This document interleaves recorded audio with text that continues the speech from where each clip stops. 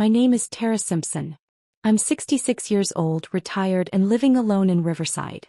My husband passed away young and I raised our daughter, Sylvia, on my own.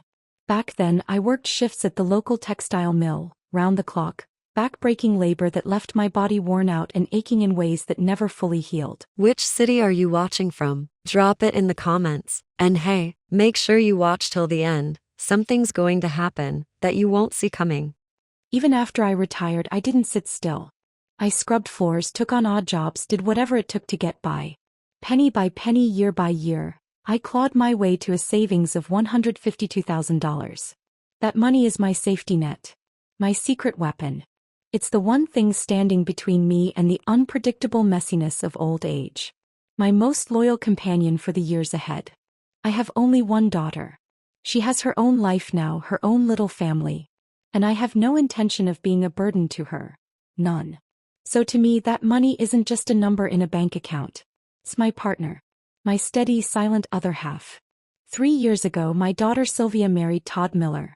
The newlyweds settled down not far from me in a place called Riverside Commons. The house was bought on a mortgage, and from what I could tell, the monthly payments were no small burden. Todd was charming. Always had a warm smile, always said the right things. Every time he came over, he'd bring gifts, sometimes more thoughtful than Sylvia ever managed. He treated me with a kind of sweetness that at times felt almost too good to be true. On weekends, he'd drop by to clean my windows or mop the floor. If a light bulb burned out or the faucet started leaking, one quick call and he'd show up in minutes, still smiling like he genuinely wanted to help. Watching the two of them laugh and live like a happy couple warmed me all over, like a sunbeam cutting through a cold winter morning. Sure, sometimes his eagerness felt a little extra. But I told myself, it's rare these days to see young people respecting their elders. That's a good thing. Sylvia had married well, and as her mother, I was truly happy for her. When they were short on cash, I'd quietly slip them a little money. Not much, just enough to help out. But when it came to the bigger bucks, I never let my guard down. Not once. All I wanted was a quiet, secure retirement. A peaceful old age. My daughter happy, my savings intact. No need to rely on anyone and no risk of becoming anyone's problem. That was the plan. But over the past few months, something started to feel off. Todd was stopping by more often than usual. Still smiling, still helpful, but his warmth had changed. There was something new beneath it. He wasn't just popping in for chit-chat anymore. He'd drop little comments here and there, trying to sound casual. Tara, is your pension enough to cover everything? You used to work at that big old textile factory, right? Must have been able to save up a bit. Heard you're doing some investing too? He always made it sound like idle curiosity, but his eyes were scanning me, like he was running the numbers in his head, estimating my worth. At first I brushed it off. Figured he was just being thoughtful. But when it kept happening again and again, I started to hear the questions beneath the questions, and they made my stomach tighten. Then came the sighs. The casual complaints. He'd tell me how he and his brother Kevin were planning to start some direct-to-consumer organic farm business. Said it was a golden opportunity, just needed a little seed money to get going. Other times he'd moan about how small the house was. Said they were thinking about having kids and they really needed a bigger place. But the down payment? It was like a mountain crushing him. Let's call it what it is, he wanted me to pay. That's when I got cautious. It wasn't that I was stingy. I just couldn't stand the sneaky way he was going about it. If he wanted to start a business, I could respect that. But even real brothers settle things with clear terms. So what makes him think I'd just fork over my life savings like it's no big deal? I've worked too damn hard for that money. So I smiled, played along, and deflected with vague answers. Oh, my little pension covers groceries and bills just fine. No leftover cash for investing or anything fancy like that. I think it's great you're thinking about building something, but business takes patience. You've got to take it step by step. Can't just dive in head first. I've never once mentioned exactly how much I've saved. Always kept it fuzzy. Because here's the truth. You can't read hearts just by looking at faces. Even if he's my son-in-law, I've learned to keep my cards close. Not because I'm petty, but because in this world money turns people ugly faster than you'd believe. I have to protect what's mine. My quiet, loyal companion. Sylvia brought it up a couple of times, said Todd was feeling the pressure lately. Said he wanted to prove himself, build something on his own. Mom, that project Todd's been talking about with his brother. It actually sounds kind of promising. Do you think maybe you could help a little? Her voice was soft, her eyes wouldn't meet mine.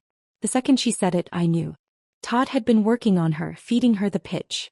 My daughter, bless her, she's kind to a fault.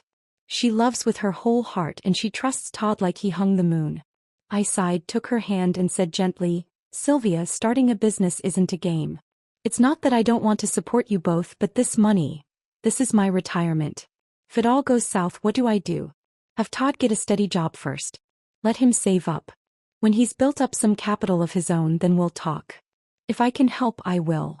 She didn't argue, but I could see the flicker of disappointment in her eyes. And just like that, the whole thing planted itself like a tiny thorn under my skin. Not sharp enough to scream, but just enough to sting over and over again. That weekend, Sylvia said they were coming over for dinner. I set the table with all their favorite dishes. Took my time with every detail. The roast was perfect, the salad crisp, and the wine breathing on the counter. I wanted it to feel like home. At dinner, Todd was more attentive than usual. Overly so.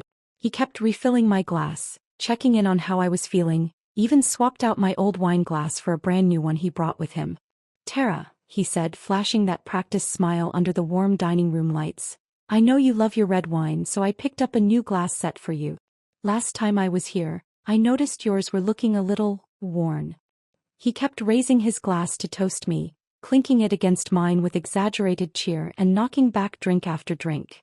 His cheeks flushed fast, his words got just a touch slurred, but I knew better. Todd could hold his liquor. This was theater.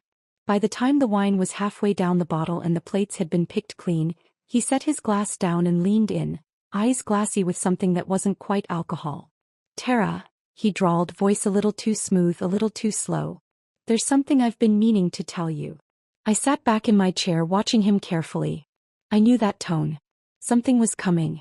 Go ahead, I said, calm and steady.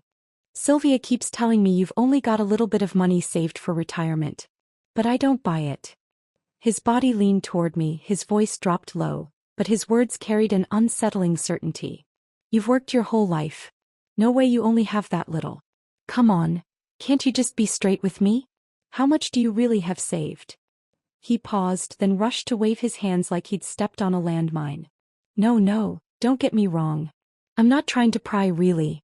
I worry about you. There are so many scams out there, and what if you're keeping your money somewhere unsafe? Or someone tricks you into handing it over? If you told me the exact number, maybe I could help you manage it better, you know? His voice was full of concern. But behind his eyes I caught something sharper. Something calculating. He was fishing and not even hiding the bait. Sylvia reached out and tugged gently on his arm. Todd, you've had too much to drink. Let's not. But Todd shook her off, his voice rising just enough to make the room feel tighter. I'm fine. I'm just worried about Tara, that's all. Drunk talk? Please. This was rehearsed. He'd waited for the wine to loosen the mood, then went in for the ask. All right, Todd. You want to play? This old lady's got a few cards of her own. I let out a long, weary sigh, lacing my voice with just the right amount of hesitation, with a hint of wounded softness. I looked at him with a forced smile. Todd, you're my son-in-law. That makes you practically my own son. Since you asked. I won't lie. I paused for effect, dropped my voice to a near whisper and added a slight tremble to the words. I've scraped and saved all my life. And all I've got to show for it is about $20,000. I raised 2 fingers in the air, slow and deliberate, and let it drift down like a falling leaf. My gaze fell to the table, my tone turning quiet and dim. That's it. I don't touch that money unless I have to. We older folks, we don't think about growing, just surviving. Just peace of mind. As I spoke, I kept one eye on him, studying every twitch, every flicker. And when I said 20,000, it landed like a slap. His eyes froze. His pupils tightened. There it was, that tiny flash of disappointment, sharp and unmistakable, like a ripple spreading across still water. He tried to cover it with a chuckle, but that beat of awkward silence? I caught it. 20? He repeated like he needed to hear it again. Maybe to believe it. He forced out a couple of dry laughs and nodded like it didn't matter. Well, that's not bad at all. Tara, you really ought to keep that safe. Lots of shady folks out there looking to take advantage. His voice had gone soft, vague. His warmth drained away like someone had pulled the plug. And just like that, the room felt a little colder. The rest of dinner was strange. Todd grew quiet. He barely touched his food, just pushed it around his plate like he was doing math in his head, running the numbers, no doubt realizing how far short 20,000 would fall. Afterward, he said his phone was dying and asked if he could charge it in my bedroom. Sylvia was in the kitchen doing the dishes. That left me alone in the living room, the TV humming in the background with some late-night talk show, voices clashing with canned laughter. Todd slipped into the bedroom, the door almost, but not quite, closing behind him, leaving a narrow crack. Something in me stiffened. A sharp little instinct, old but never dull, tapped at the back of my mind. Something's not right. I set down the remote, stood up quietly and tiptoed toward the bedroom. No creaking floorboards. No sudden moves. I held my breath and leaned just close enough to hear. His voice was low, almost a whisper, but I caught it. Kev? Yeah. I asked. Pause. He was listening.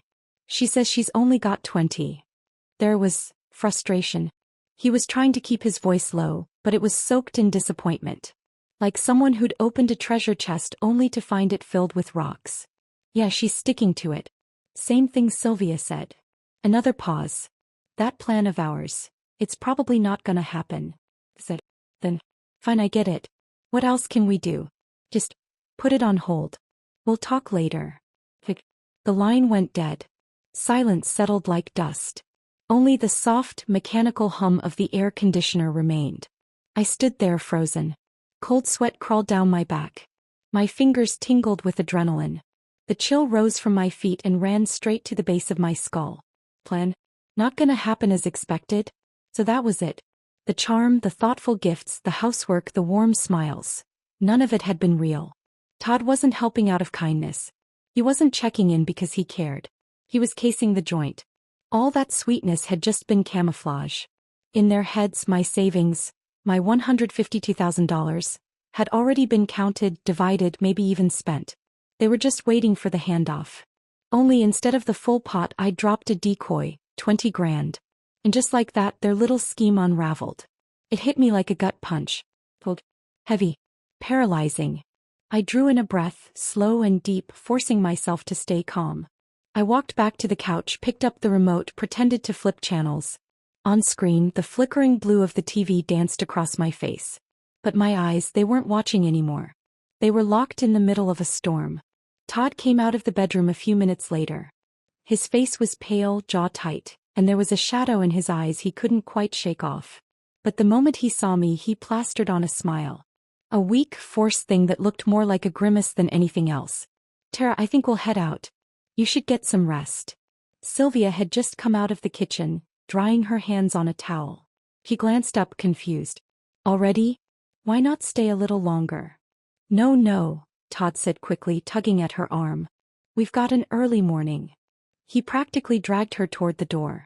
I saw it then, the rush to leave, the escape in his posture. I walked them out, closed the door behind them, and returned to the silence of the living room. Only the television spoke now, echoing through the empty space, its flickering blue glow pulsing across the walls like a heartbeat. I sat down and let my thoughts spool out like film, the phone call replaying in my mind again and again. Todd's voice. His words. Every strange behavior in the last few weeks flashing like snapshots in a montage. The prying questions about my finances. The sighs, the stress, the stories about needing money. The fake drunkenness, hoping I'd let my guard down. The crushing disappointment when he heard 20. And worst of all, that one sentence that echoed like a warning bell. That plan of ours. It's probably not gonna happen. It all clicked. Every gesture. Every smile. Every word. And then just for a second, a terrifying thought. What if I'd told him the truth? What if I had said the real number? What would they have done next? I shivered, drew in a breath so deep it hurt, and forced the fear back down. I couldn't afford to panic. I couldn't afford to blow up, to cry, to confront. That would only spook them, make them retreat, regroup, and come back with something more subtle, more dangerous. Well, I needed to stay calm. Stay ahead. I had to find out exactly what their plan was. Then I had to protect my money. All of it. After I told Todd how much I had in savings, something in him shifted. It wasn't subtle.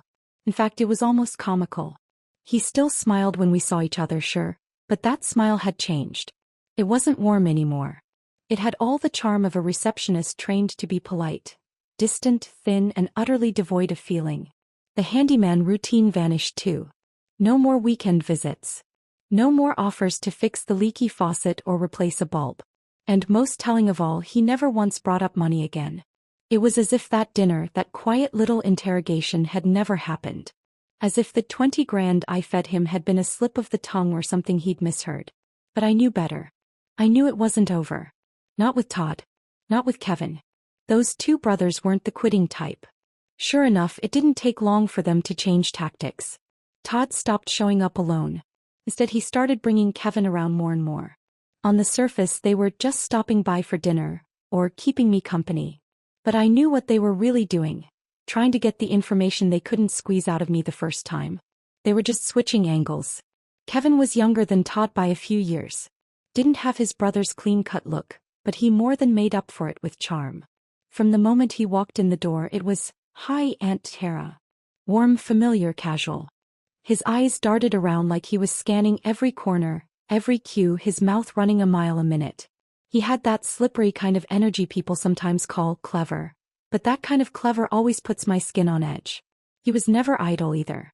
He'd jump up to help Todd rub my shoulders, or plant himself right next to me on the couch, talking non-stop. He'd ask about everything, what I ate, where I shopped, which neighbor's dog I liked. "Aunt Tara, this place is so neat. You've got such a good routine living alone. What kind of stuff do you usually cook? Maybe I'll whip something up and bring it over next time. This neighborhood seems quiet, safe, right? You don't get nervous being alone at night." I smiled, played the gracious host, answered every question with practiced ease, like I hadn't already seen through their game. But inside, every warning light I had was blazing red. I felt like an old fox curled up on her couch, watching two slick little weasels walk through the door with fake smiles and twitching noses, sniffing around trying to size up the meat in the den. I started noticing things, subtle things, the looks they'd exchange when they thought I wasn't watching. Those little flashes of silent understanding. Like two schoolboys cooking up a scheme hell-bent on making it work this time. They'd excuse themselves, step out onto the balcony to smoke, or wander off one after the other to use the restroom. But their voices, their timing, the way they avoided my eyes before they left the room, it was obvious. They were sneaking off to talk. Plotting. They'd tried the solo act. Now they were going for the buddy routine. What, did they think the old lady was easy to fool just because she smiled and made them dinner? "Let's see what you've got, boys." One afternoon they put on a full performance in my living room. A two-man play. Kevin lit up like a kid on Christmas morning. "So Todd and I have been working on this vertical farming project," he said, eyes shining with over-rehearsed excitement. "It's super low-cost, high-yield, totally sustainable, plus it's local, community-supported. We've got the whole thing mapped out. Just need to get it off the ground." Todd played the quiet, thoughtful partner. "The real shame," he added, voice heavy with regret, "is we're short on startup funds. Otherwise this would be a no-brainer." Kevin jumped in again, smooth as ever. "Right. It'd be such a loss to miss the window. Aunt Tara, what do you think?" And there it was, the ball lobbed neatly into my court. Kevin's eyes sparkled, hungry, like he was waiting for the jackpot numbers to drop. I took a long, slow sip of tea. Let the silence stretch just enough. Set the cup down with a soft thunk on the table. "Well," I said, voice calm, face unreadable, "it does sound promising." They both leaned in. "But you know what they say," I added, keeping my tone flat. "The sweeter the pitch, the more careful you have to be. There's no such thing as a free lunch. Every investment comes with risk. And chasing fast money usually ends up with empty hands." The moment I finished, the light in Kevin's eyes flickered. Todd's mouth twitched, barely, but I saw it. That tiny little crack in the mask. "Thought you could charm it out of me? Try again. That money? Not yours. Not ever." That route, they tried to take it head-on. I shut it down. Hard. When the charm offensive didn't work, Todd pivoted. He stopped coming at me directly and started working his way in through Sylvia. The slow boil strategy. The whispered doubts. The guilt trips, soft and steady as a leaky faucet. "Babe, I'm under so much pressure. I can't keep doing this job forever. There's no future in it. I need to build something of my own.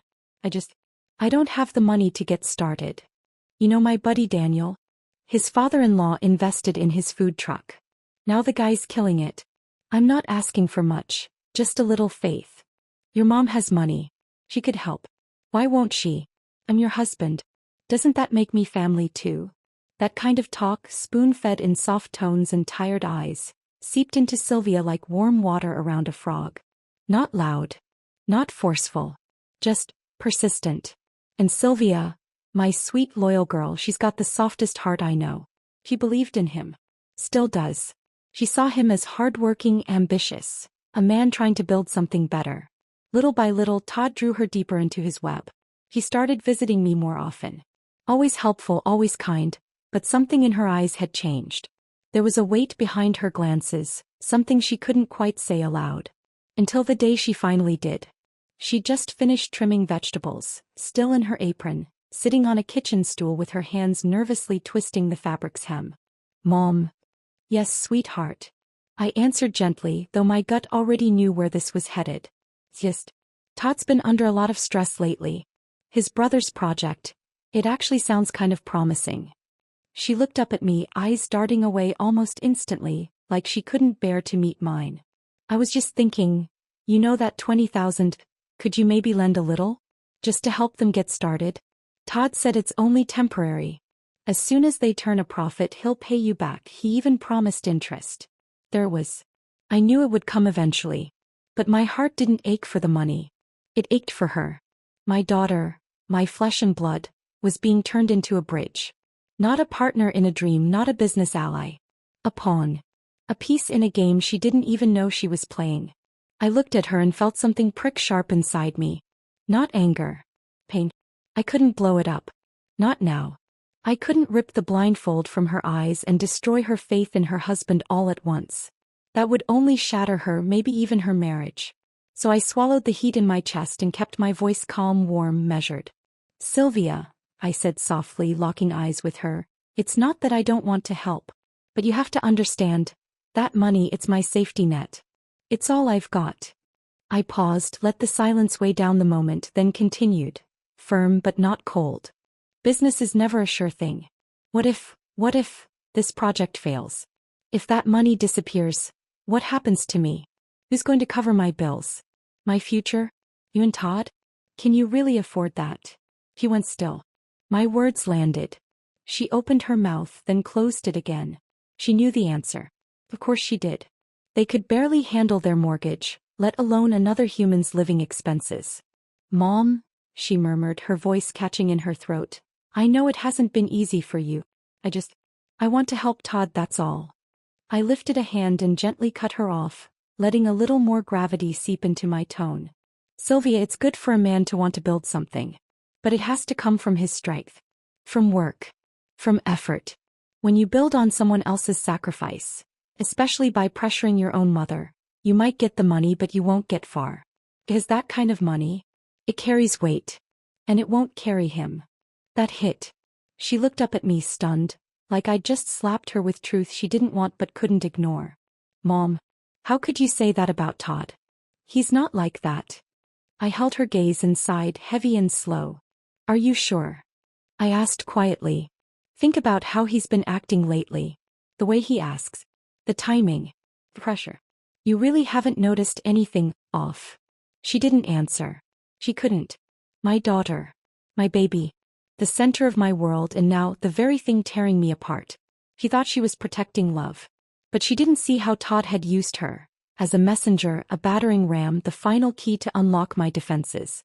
When she finally stood up, eyes red and shining, the air between us was thick with heat and hurt.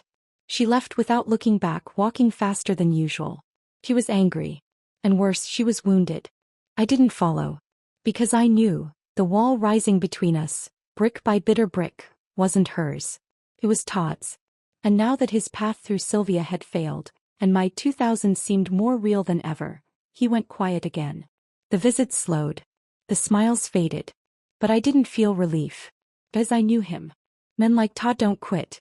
They regroup. He was waiting. Planning.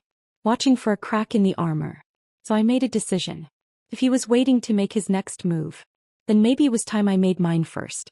That afternoon I set the bait. I'd printed out a fake investment brochure from the library, a tidy little piece of fiction titled Community Organic Garden Partnership Program. Right at the top in bold red pen I'd circled the key line. Initial investment, $5,000. Projected return, 12 to 14%. I placed it under the lamp in the center of the dining table, in the exact spot where sunlight hit the wood just right. Then I moved to the kitchen and started fussing with a bowl of fruit, just as Todd stepped through the front door. I'd left my old phone nearby, already dialed into a conversation on speaker.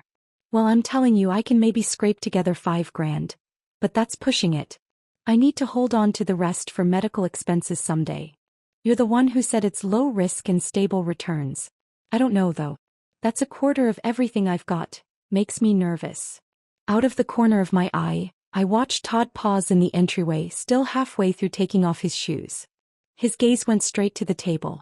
Locked on the paper. He froze for half a second, then kept moving like nothing had happened. I hung up, turned with a gasp and feigned surprise. Goodness, Todd, you startled me. When did you get here? He shrugged with that practiced little grin. Just walked in. Tara, I couldn't help overhearing. Did I hear you say you're thinking about investing? I placed the phone down casually. Yeah, a friend recommended it.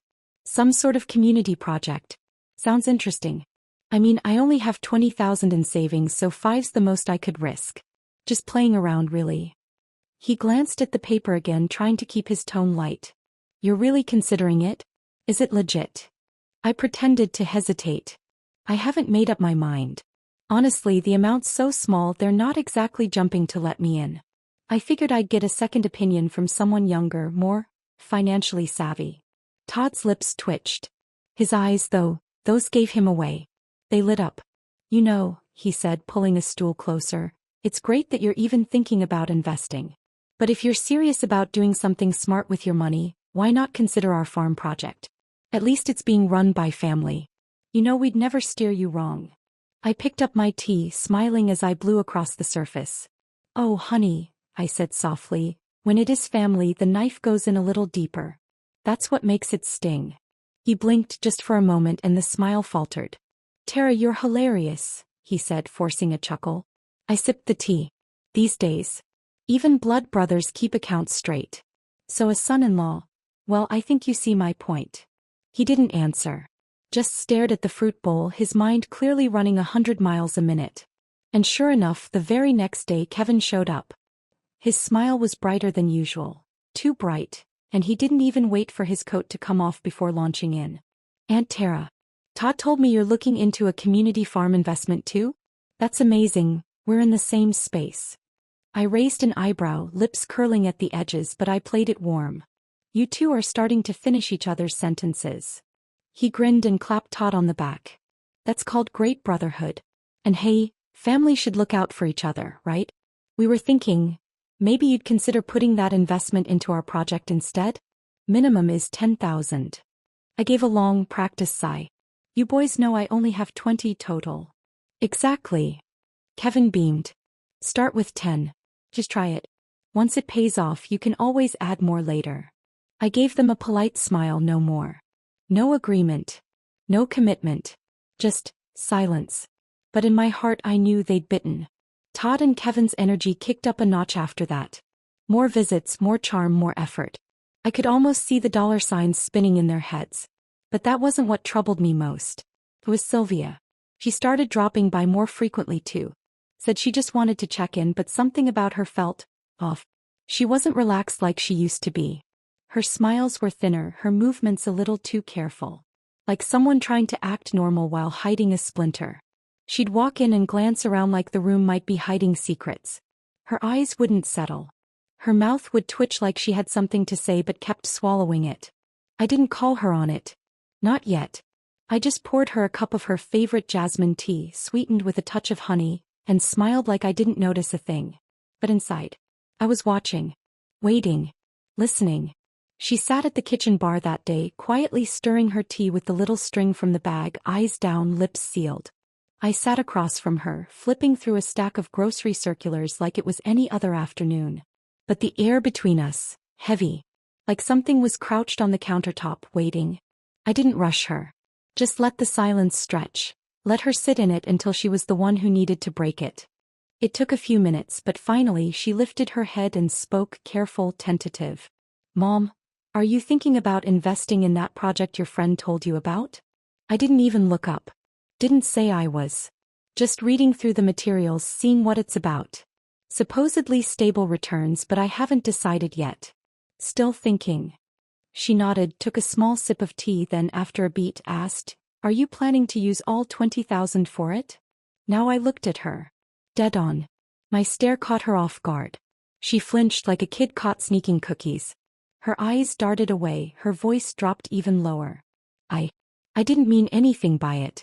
Todd just mentioned it, said maybe you were leaning toward investing and we worry.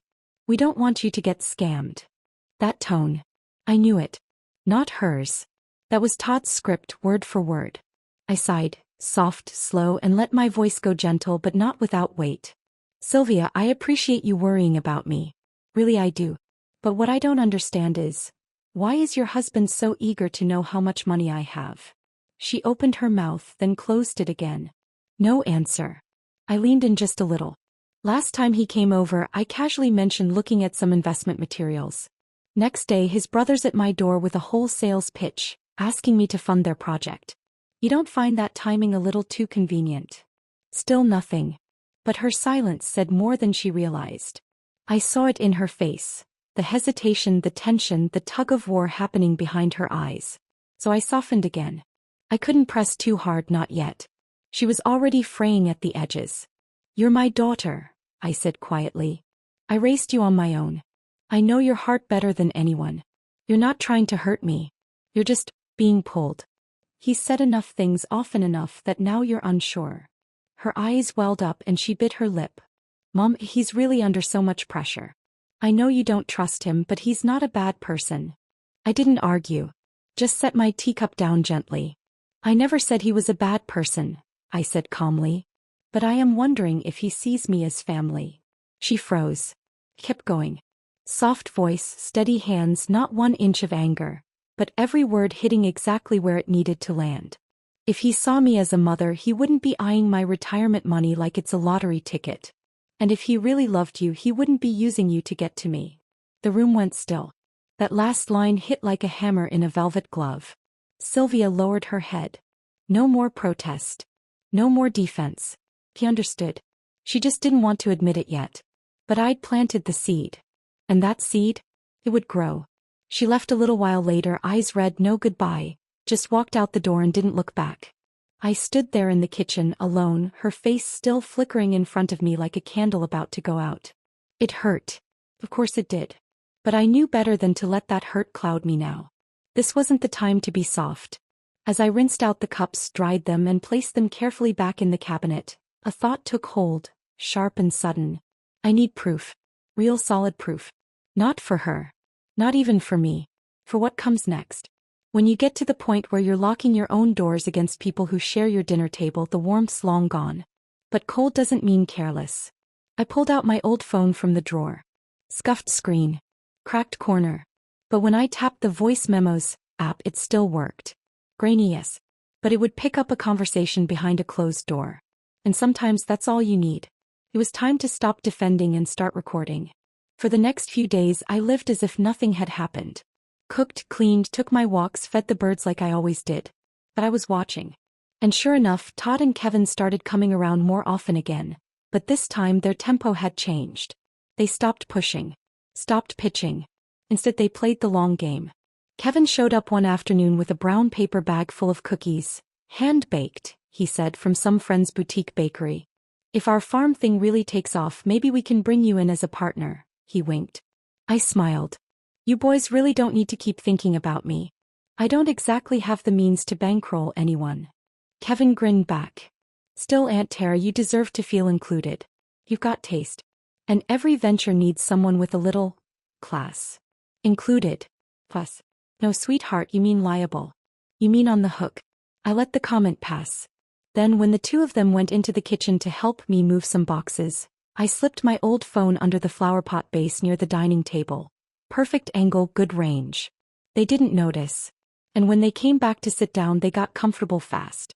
That's when the masks dropped. 2 grand? You believe that? Kevin scoffed, voice low. She's sharp. No way she told the truth. Stick to the plan, Todd muttered. Have Sylvia go back again, just act more desperate. Really sell the stress. She'll cave. Soon as the cash hits, I'll move it into my name. We have to move before she backpedals. The old lady panics easy. Any hesitation and she's out. Then came the line that made my blood run cold. Honestly, if one day she just didn't wake up, wouldn't that be easier? The money goes to Sylvia anyway. Laughter. Quiet, nervous. You ever notice? The older they are, the more afraid they are of confrontation, of being alone. Makes them easy. Every single word caught on tape. That busted up phone, God bless it, recorded it all. The next morning I clipped the worst of the audio and sent it to an old friend, retired now, but she used to work as a legal clerk over in the county office. She messaged back a few minutes later with just one line. Be careful. Desperate men do reckless things. That night I pulled out my old bank statements, my will, and a handful of notarized documents, packed them into a folder and locked it in the wooden chest under my bed. I moved the key to a new hiding place. A better one. I wasn't worried they'd try to steal anything. They weren't that bold. I was worried they'd trick me. A signature. A form I didn't fully read. A temporary authorization that suddenly became something permanent. Because these days, people don't break into your home to rob you. They walk in through the front door, smile, and convince you to hand it over yourself. That old wooden chest? It's everything. The last firewall between me and ruin. I stood at the bedroom doorway that night staring at it, thinking, this is it. This box holds the sum of my life's work. And now it's bait.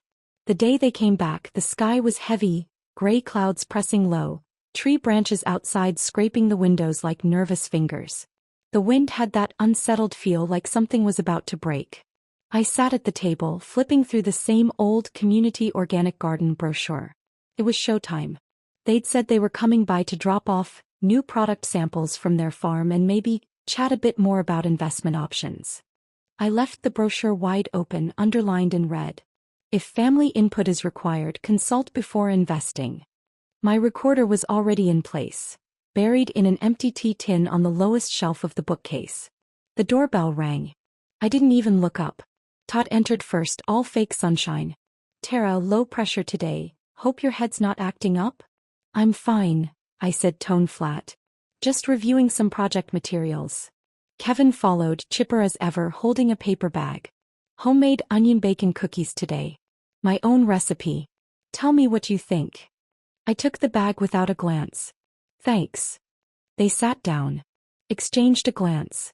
I caught it and pretended I didn't. I sighed like someone reluctantly softening. I've been thinking, I said. Your project. Maybe it's not as risky as I thought. Todd's eyes flicked up. Kevin's lit like Christmas morning. But, I continued evenly, I can't commit much. I'd only be able to put in 10,000. No more. The air tensed. Just for a second. Kevin recovered first. His smile was a little too eager. 10's great. You don't have to do more right away. Once it starts paying out, you can always build from there. Todd nodded quickly. Exactly. Tara, this isn't about money. It's about bringing you in as a partner. First tier, part of the family. I sipped my coffee. You boys know my situation. That 10,000 is my rope. If something goes wrong, I don't get a do-over. Kevin's fingers tapped the table, betraying the adrenaline under that grin. Trust us. We won't let you down. No, I thought. You'll just sign my name on something I didn't read and transfer what's left into your startup. I wasn't born yesterday. I nodded slowly and began gathering up the brochure. Here's what I'm thinking. Why don't you come back next week? I'll have my friend look over the contract. She's a retired attorney. Good with wording. Kevin blinked. Todd froze, just a hair. But I caught it. What? Kevin said. You want her to review the contract? I smiled, sweet as sugar. Of course. I'd never sign something blind. I'd lose sleep. At that moment, the TV in the background piped up, perfectly timed. Before investing, always verify the identity of all parties involved. I clicked the remote and turned off the screen. Looked right at them. Exactly, I said. They didn't speak. That day's fishing expedition? It had gone sideways for them. All I did was mention a lawyer and suddenly their confidence cracked like a dropped teacup. And now I'd seen it all. The fear in their eyes, the flicker of panic when things didn't go as planned, the desperation just under the surface. They were out in the open now, swimming near the boat. All that was left was for me to decide when to reel them in. That Saturday the sky was heavy again, gray as wet ash. The living room was dim, shadows pooling in the corners. Wind slipped through the cracks in the windows, making the curtains balloon and sway like lungs filled with unease. I didn't turn on the lights. Just boiled a pot of black tea. Let it steep while the house stayed quiet. Right after I fished the tea bag out, the door creaked open. Sylvia stepped in alone. No Todd. He carried a grocery bag with a carton of milk peeking out the top. Just in the neighborhood, she said. Casual. Almost too casual. Her words were light, but her steps were slow, weighted with something she wasn't ready to name. I nodded, said nothing, kept flipping through the TV guide. But my eyes tracked her from the side. There were dark circles under hers. The corners of her mouth were tight. Like she hadn't slept or had cried more than once this week. She sat down on the edge of the couch, hands folded too neatly as if holding herself together. Mom, she said finally, her voice almost a whisper, I've been feeling off, like something's not right. Are you hiding something from me? I paused. Let the question hang there. Then I looked up and met her eyes. You want the truth? I asked quietly. She nodded, barely. As if afraid the truth might break her. I didn't say anything. Just stood, walked over to the side drawer and pulled out my old phone. Its screen was scratched. Its battery barely held. But today was enough. I unlocked it, opened the voice memos app, tapped play. I set it gently on the coffee table between us. The audio started playing. Todd's voice came through first, clear and low. Kevin followed, just as familiar. You do it just like I told you. Get Sylvia to ask again. Make it sound real, like you're really falling apart. We've got to hit her before she locks up. The old witch gets emotional, she'll back off. Pause. Then Kevin's voice again, darker this time, almost laughing. Honestly, if she drops dead in her sleep, it's even better. Sylvia inherits everything. Then the final nail. Come on, old people. They're scared of everything. Conflict, loneliness, offending anyone. Makes them easy targets. Then silence. Then Kevin laughing. Sylvia shot to her feet. It was like she'd been struck, violently, invisibly. Her whole body locked up, her skin drained of color, her lips quivering. He said, if you just died it would make things easier, she whispered, her voice cracking like glass. I didn't answer. Just held her gaze. She opened her mouth like she wanted to speak, then closed it again. Her hands started to shake. Her face cycled through it all. Shock, confusion, disbelief. Then the full, sharp fall into heartbreak. He was acting. All this time. She wasn't talking to me anymore. She was saying it to herself, trying to make it real. Even me, he used me? I still didn't nod. Didn't shake my head. Just let out a long, quiet breath. She crumpled back onto the sofa like a balloon someone had let go of. I thought he was just panicked. That he just wanted to build something for us. I thought. She choked on her own breath. But he joked about you dying. She began to cry. Not loud sobs. This wasn't the kind of pain that screamed. It was the quiet kind. The kind that made people turn away. She turned from me, covered her face with her hands, her shoulders trembling under the weight of it. I pulled a tissue from the box and passed it to her. No words. Just the paper. You're my daughter, I said softly. You trusted the wrong man. I'll never blame you for that. But now, you need to be clear-eyed. No more letting him use you as a shield. She nodded slowly, still hunched forward, her breath catching in little hiccups. But the tears started to slow. Her spine began to straighten. Then she looked at me, voice still rough but steady enough to ask. Mom, what do we do now? I looked back at her. And in that moment I knew, she had heard the truth. Not because I told her. Not because I warned her. But because she'd heard it herself. His voice, his plan, his cruelty. Now finally she was awake. The day they came back, the weather betrayed them, bright and cloudless as if the sky itself hadn't gotten the memo. Kevin, still clinging to his routine, walked in with a box of his so-called artisan baked goods. Todd followed behind, dressed in that same gray wool cardigan he always wore when he wanted to look casual but respectable. His smile was fixed, his eyes flicking toward the hallway cabinet, right where I used to keep my medicine and bank books. I didn't greet them with warmth, just motioned for them to sit. On the table, waiting in perfect silence, sat a single cup of black coffee and one crisp document. The printed transcript of their recorded conversation. The paper lay neatly on the lace tablecloth, its edges sharp under the soft afternoon light. Kevin barely hit the seat before launching into his sales pitch. "Aunt Tara, we really polished the proposal this time. You mentioned your friend, the one who could look over contracts. We actually prepped a draft for her." I raised a hand. "We're not discussing the project today." My voice was slow, steady. "Today we're going to talk about your plan." Todd's jaw clenched. His eyes darted down to the table. Kevin's grin froze mid-sentence. "Plan?" he asked, trying for casual, already failing. "I don't know what you mean." I slid the document across the table. "The last time you were here," I said, "I had an old phone tucked under the flower pot. It picked up some interesting material." Todd's eyes locked on the page. The blood drained from his face like someone had flipped a switch. Kevin leaned over, still faking confusion. "What is this?" "We don't." I didn't look at him. I read, voice steady as stone. "As soon as the money hits, I'll transfer it under my name. If she doesn't wake up one day, it's easier. Sylvia inherits everything. Old people are scared of hassle, of being alone, of confrontation, makes them easy to fool." Silence. Thick. Unforgiving. Kevin's face twitched. He opened his mouth, desperate now. "That was a joke, Tara. Come on. A misunderstanding." I turned my eyes on him. Unflinching. "You were betting I'm old. That I'm stupid. That I'll die soon and save you the paperwork. Isn't that right?" Todd said nothing. His face had gone pale gray. Every lie, every play, they'd all unraveled, thread by thread, right here under my roof. I turned to him, my voice calm, like I was discussing market trends.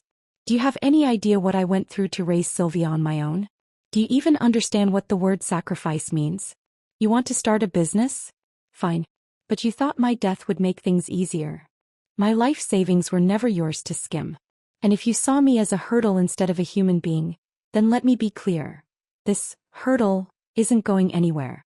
I've still got years left in me." Todd's lips parted. "Tara, you're taking this all wrong." "I'm not," I said, cutting him off. "I've already notified the bank. All large transfers are frozen unless personally approved.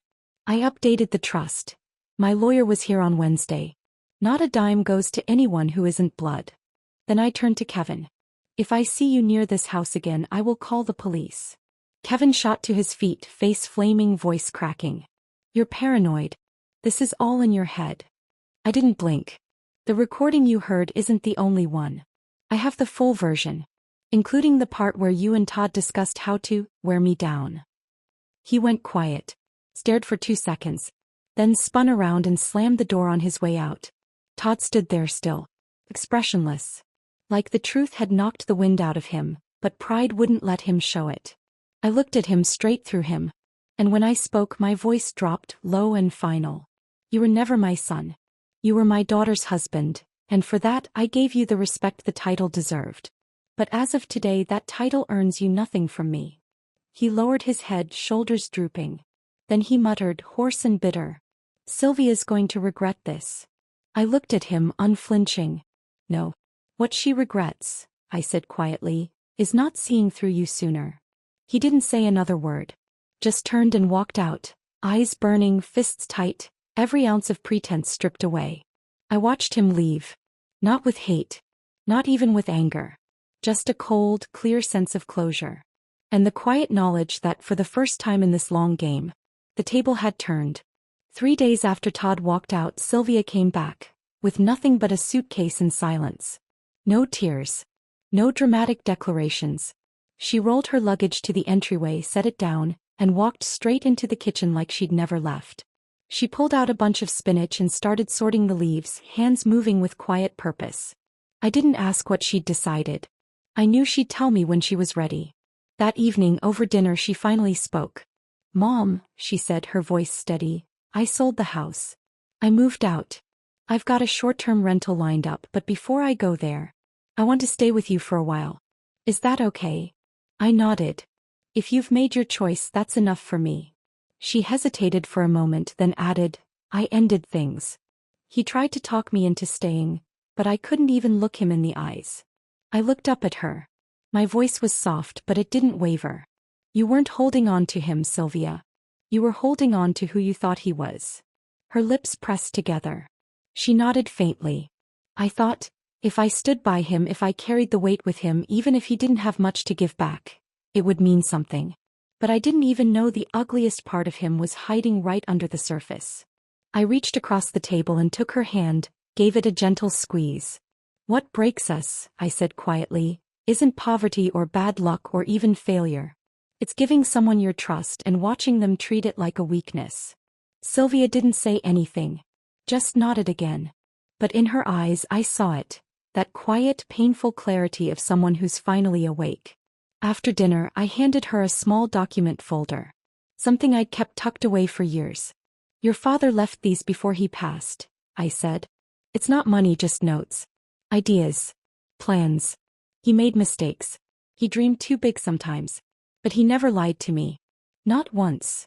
She took the folder with a small tremble in her hand, her fingers curling around the paper like it was something fragile and sacred. You loved, I told her. That's not your crime. The only one at fault is the man who took that love and used it. That night we sat out on the balcony. We didn't say much. Just listened to the wind brushing through the trees in the courtyard below. Leaves rustling like whispers, like stories too old to tell out loud. She didn't cry.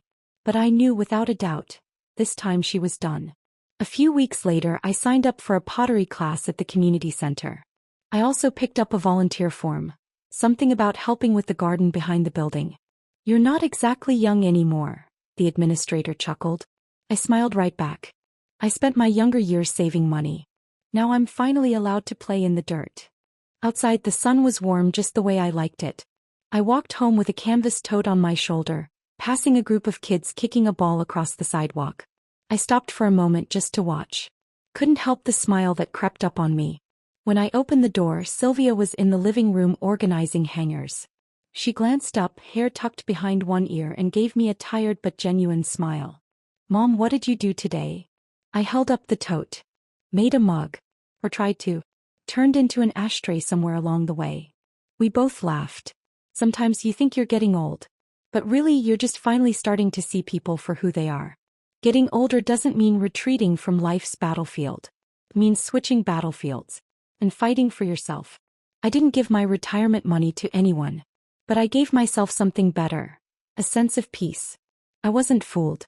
I wasn't broken. And most importantly, I was still holding the reins of my own life. That right there? That was the real inheritance.